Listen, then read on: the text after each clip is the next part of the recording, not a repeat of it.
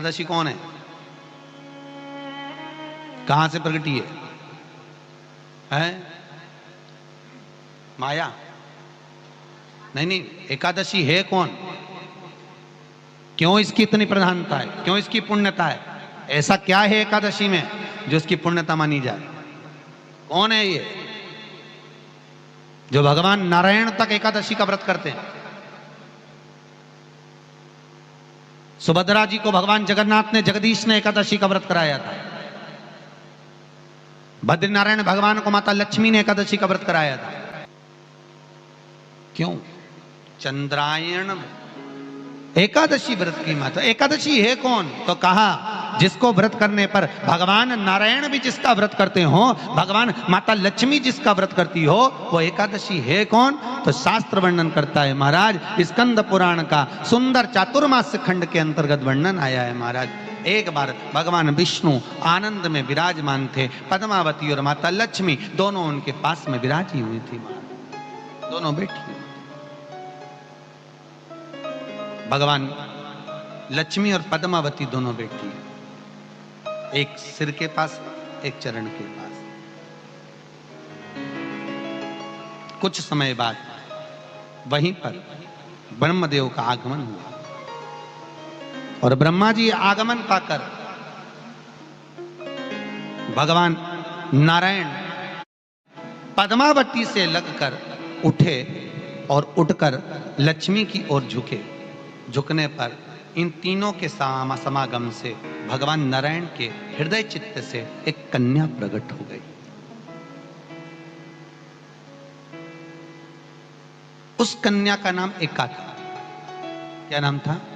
एका। अब 10 उसके गुण इतने प्रबल थे, वो 10 गुण उसके बड़े प्रबल थे कि वो एका जिसको निहारती थी उसको संपदावान बना देती थी। जिसको देख लेती थी उसके जीवन में वो आनंद की अनुभूतियां करा देती थी। एका जिस मार्ग से जाती थी उस मार्ग के द्वार खोल देती थी। एका का पुण्य इतना पुण्य प्रखर। पद्मावती और लक्ष्मी ने कहा महाराज ये बेटी आपके द्वारा निर्मित हुई है, इसका कन्यादान करना चाहिए। हमारे यहाँ हिंदू धर्म में रीति है, जिस दिन कन्यादान करा जाता है उस दिन व्रत रखा जाता है। अब आजकल रखते कि नहीं रखते हो मालूम नहीं, और कन्यादान करते समय व्रत रखा जाता है। व्रत रखना, एका का कन्यादान करना है। भगवान बोले कन्यादान करें, किसको दें? एका किसको दी जाए? एका प्रदान किसको करी जाए? पुण्यता किसको दी जाए? भगवान नारायण ने उसी समय लक्ष्मी और पद्मा से पूछा, तुम बताओ। पद्मा लक्ष्मी दोनों एका से पूछी, एका बताओ इसका पुण्य हम आपका हस्त कमल आपको प्रदान किसको करें, हम किसको दें? एका कहती है पिताजी, भगवान से कहती है नाथ कृपा करिएगा मेरे को, अगर प्रदान करना चाहती हो, अगर मुझे देना चाहते हो तो एक काम करिए, एक काम करिए। यदि आप देना चाहते हो तो भगवान एक काम, माता ने कहा कि पिताजी अगर कुछ देना चाहते हो तो ऐसी कृपा करो, संसार के मनुष्य अगर मृत्यु लोक में आकर के अंदर 2 एकादशी का भी पुण्य भाग अगर ग्रहण करते हैं तो ये एका उनकी होती है और वैकुंठ का राह खोल देती है। इनके जाने से पहले अगर मैं प्रवेश करती हुई जाऊंगी और इनके मार्ग को सुलभ बनाती हुई जाऊंगी। वो एका 10 गुण के कारण एका। 2 चीजों को याद रखिए, गौदान और एकादशी। श्रीमद वल्लभाचार्य जी ने मायावत का खंडन करा था जगन्नाथपुरी में, और श्रीमद वल्लभाचार्य जी ने कहा था एकादशी मरने के बाद मत दो, एकादशी जीते जी दो। कहा था कि नहीं कहा था? जीते जी दान करिए। इसलिए जगदीश में, जगन्नाथपुरी में एकादशी उल्टी लटकी हुई है। करें अपने दर्शन। जगदीश में एकादशी को उल्टा लटकाया, क्यों? क्योंकि वल्लभ ने कहा कि एकादशी जीते जी दो। कई पंडितों कहते हैं तुम्हारे दादाजी मर गए, जब 12वें का दिन होता है ना तो पंडित जी संकल्प छुड़ाते हैं, देव एकादशी। बड़े बेटे ने 5 दे दी, छोटी बहू ने 3 दे दी, उसने 2 दे दी, उसने 2 दे दी। तो क्या तुम्हारे दादाजी भिखारी थे जो तुम्हारी एकादशियां लेकर जाएंगे? और तुम कौन होते हो दादाजी को एकादशी देने वाले? तुमने कौन सा इतने पुण्य कर लिए जो तुमने एकादशी दे दी? एकादशी के दान की महत्वता श्रीमद् वल्लभाचार्य जी ने कहा कि कोई व्यक्ति अगर खटिया पर सड़ रहा है, पलंग पर तड़प रहा है, हॉस्पिटल में पड़ा हुआ है, तो निवेदन है कि उसको देखने जाओ तो अपनी करी हुई एकादशी में से 2 एकादशी का दान उसको तुरंत दे दो। क्यों? तो जिससे उसको मोक्ष मिल जाए, मरने के बाद नहीं। क्योंकि मरने के बाद तो वो 10वें के दिन, गरुड़ पुराण में लिखा है 10 दिन तक जीवात्मा घर की अटारी पे रहती है। कितने दिन? 10 दिन। 10 दिन के बाद जीवात्मा चली जाती है। कहां जाती है? उसको जहां जाना है। 3 दिन में उसको भोग भोगना पड़ता है जीवात्मा को। 3 दिन नरक का भोग भोगती है, उसके बाद स्वर्ग का भोग भोगती है। 18 दिन में ये प्रोसेस पूरी हो जाती है। कितने दिन? 18 दिन। 18 दिन के बाद में उस जीवात्मा को धान के खेत में पटका जाता है। किसके खेत में? धान के, चावल के खेत में। इसलिए कहते हैं एकादशी के दिन चावल मत खाओ। कहते कि नहीं कहते? और क्या कहते हैं? द्वादशी के दिन चावल खाना जरूरी है। एकादशी का पालना करना है तो द्वादशी को चावल का 1 ग्रास खाओ, तब द्वादशी को चावल खाओगे तो एकादशी लगेगी। चावल नहीं खाओगे तो एकादशी नहीं लगेगी। द्वादशी को चावल खाना जरूरी है। क्यों कहते हैं? क्योंकि धान के खेत में जीव को छोड़ा जाता है, उस धान के खेत में, चावल के खेत में जीवात्मा रहती है। उसको चिड़िया खाती है तो चिड़िया के रूप में जन्म लेता है, मनुष्य खाता है तो मनुष्य के रूप में जन्म लेता है। इसलिए एकादशी के दिन चावल नहीं खाया जाता, क्योंकि एकादशी के दिन हम चावल खाएंगे तो जीव हत्या का दोष लग जाएगा। फिर कब खाना है? द्वादशी के दिन। द्वादशी के दिन क्यों खाया जाता है? क्योंकि हम एकादशी के व्रत करे रहते हैं और पहला घासा जब चावल का खाते हैं तो अपनी करी हुई एकादशी का पुण्य, जितने जीव हमारे मुंह में जाते हैं उनको उसका पुण्य मिल जाता है और उनका फिर जन्म नहीं होता, वो तर जाते हैं, उनको एकादशी का भाग मिल जाता है। इसलिए कहते हैं एकादशी को चावल मत खाओ, पर द्वादशी को। विष्णु पुराण कहती है, श्रीमद् वल्लभाचार्य जी वर्णन करते हैं, मेरे वल्लभ कहते हैं कि वल्लभ कुल की एकादशी करो, भले बकरी जैसे चरो, पर एकादशी करो। हमारे यहाँ तो शास्त्र कहता है एकादशी का व्रत भी करो तो मुंह उतार के मत करो रे। कोई फूल अगर मुरझा जाता है तो भगवान को नहीं दिया जाता, कोई फल बेकार हो जाता है भगवान को नहीं दिया जाता। तुम्हारे व्रत वाले दिन तुम्हारा मुंह उतरा रहेगा तो भगवान उसको स्वीकार करेगा। इसलिए बकरी जैसे चरो और एकादशी करो। जेब में भर लो मूंगफली का दाना, काजू इधर, मूंगफली का दाना इधर, खिचड़ी भी बना लो, मोरधन भी बना लो, चिप्स तल लो, पापड़ तल लो, और जो पपीता, सेव, फल, केला जो है सब लिया फ्रिज पे, वॉशिंग मशीन नहीं खाएगी। सुबह आधा किलो दूध की रबड़ी बना के खा ली। तो पति मन में सोचा फिर भी आवाज नहीं निकल रही, फिर अभी क्या खाएगी? खिचड़ी बनाई है और बादाम तल ली थोड़ी सी, और आधा किलो पपीता रखा था वो कतर लिया, और थोड़ा सा रायता बनाया बादाम का, अच्छा ठीक है, और चिप्स तल ली, और आलू भी तले हैं, ठीक है। फिर शाम को मोरधन की खीर और सेव फल, चीकू और आगरे का पेठा और राजगिरा की पूड़ी, ठीक है। फिर रात को अभी आधा किलो दूध मंगवाई, थैली गरम करके उसमें थोड़ी सी ड्राई फ्रूट्स डाल के, मखाना पीस के उसकी खीर बना लो। बस केवल खीर नहीं, पपीता रखा है। पति भी बोला तेरे जैसा व्रत तो दुनिया में कोई नहीं। दंडवत है ऐसी एकादशी माता को जो इतनी जोरदार एकादशी करी है। फिर पूछा किसने बताई? सियोर वाला महाराज, याद रहे। फिर तो पति भी बोला खूब चरो, एकादशी करो, कौन मना करे, प्रेम से करो।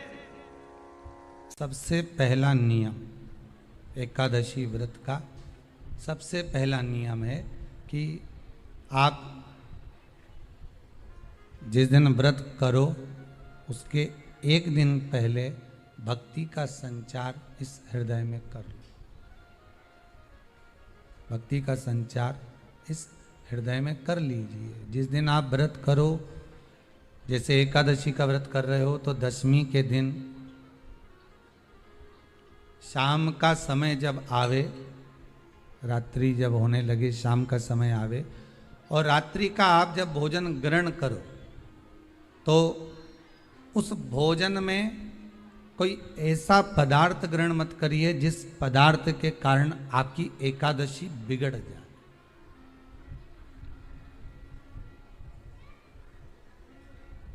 कोई बेकार भोजन हमें ग्रहण नहीं करना, श्रेष्ठ भोजन ग्रहण करिए दशमी के। और एकादशी का दूसरा नियम बहुत ध्यान से सुनिएगा।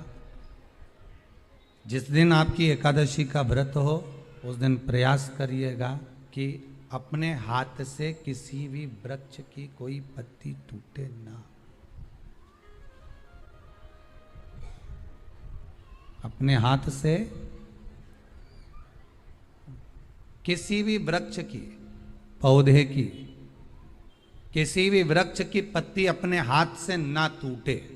बहुत ध्यान दीजिएगा महाराज। एकादशी का ये दूसरा नियम है कि अपने हाथ से किसी पौधे की, किसी वृक्ष की, किसी डाली की कोई पत्ती टूटे ना, कोई पत्ती ना टूटे, इसका प्रयास करिए।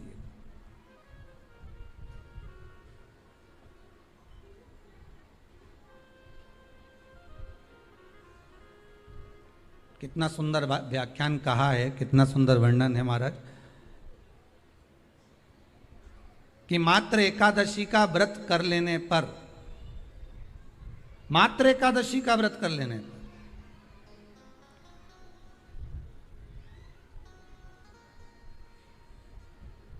जो पूर्व में किया गया हमारा पाप कर्म है, हमने किसी जीव की हत्या करी है, हमने किसी को कष्ट प्रदान करा है, हमने किसी को अपशब्द कहा है, हमने किसी को ताने दिए, हमने किसी को आड़ा टेढ़ा कहा है, हमने किसी को गालियां दे दी है, मात्र एकादशी का व्रत ही कर लेने पर ये सारे जो दोष हैं वो समाप्त हो जाते हैं।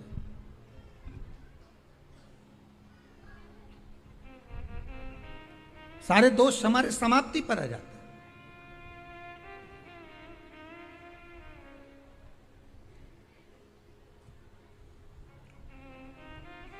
अब एक विचार करिएगा थोड़ा सा अपने मन में, अपने चित्त में, अपनी वृत्ति में एक बात उतारिएगा। एक अपने मन में एक बात को उतार कर रखिएगा कि आप अपने पाप को, अपने पाप कर्म को जिस दिन छिन्न करने वाले हो, समाप्त करने वाले हो, अपने पाप को आप जिस दिन समाप्ति पर लेकर जा रहे हो, तो उसके एक दिन पहले आपको प्रसन्नता होना चाहिए कि नहीं होना चाहिए कि कल मेरा पाप कटने वाला है, कल मेरा पाप समाप्त होने वाला है। जो मैंने पाप कर्म करा है वो समाप्त होगा, जो मैंने पाप कर्म करा है वो कल समाप्त हो जाएगा। तो एक दिन पहले आपके चेहरे पर प्रसन्नता हो कि ना हो।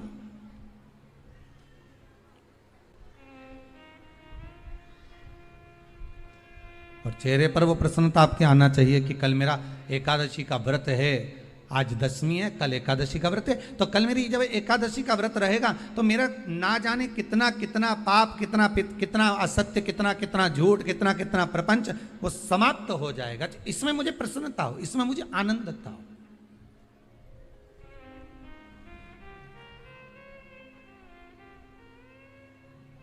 तो क्या कहा गया कि प्रयास करिएगा कि एकादशी के दिन कोई वृक्ष की, कोई डाली की, कोई कोपल की कोई पत्ती ना तोड़ी जाए।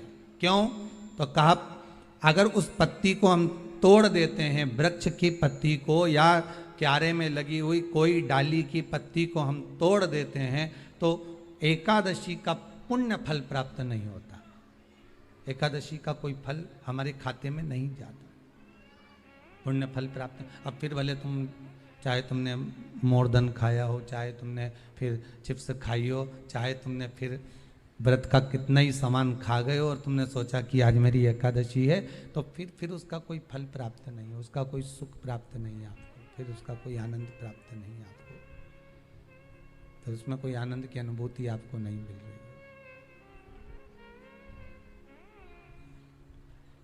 एक विश्वास के साथ आप शिव को मनाने के लिए, शंकर को मनाने के लिए जाते हैं, कुछ नहीं है आपके पास, हमारी सामर्थ्यता नहीं, आपकी सामर्थ्यता नहीं कि आप भगवान की कोई सेवा कर लें।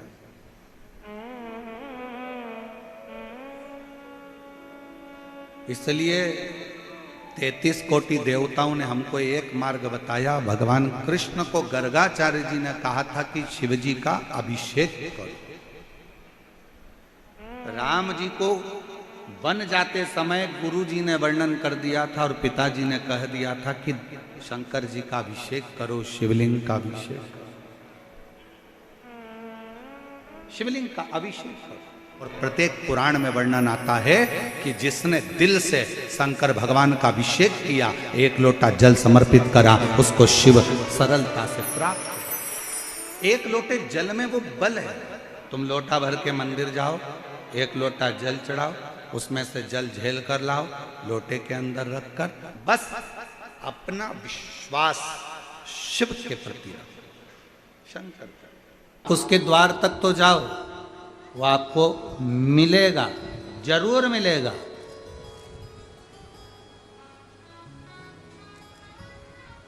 और एक बात कहें मेरी जीजियों और मेरे जीजाओं, बहुत सावधानी से सुनना। कभी योग लग जाए आपको, कभी शिव मंदिर में कोई भी नहीं, कभी ऐसा योग लग जाए, वैसे तो अब शंकर जी का मंदिर खाली मिलना कठिन है, पर कभी अगर आपको ऐसा योग लगे शिव मंदिर में कि अकेले हो आप, कुछ भी नहीं है आपके पास में, चलेगा। अगर जल हो तो ठीक, बेलपत्र हो तो ठीक, ना हो तो भी, अकेले हो, गाड़ी से जा रहे हो, रोड के किनारे पर एकांतेश्वर महादेव मिल गए, कहीं पेड़ के नीचे बैठे थे, अकेले बैठे हैं, ना उनके पास पार्वती जी है ना गणेश जी है।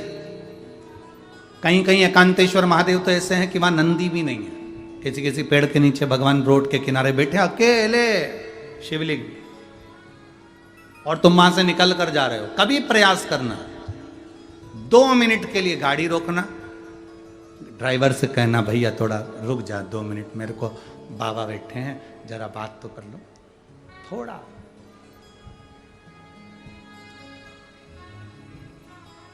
रोको जरा, रोको, 2 मिनट रोक कर उसके पास बैठकर, कुछ भी नहीं होना, कुछ भी नहीं,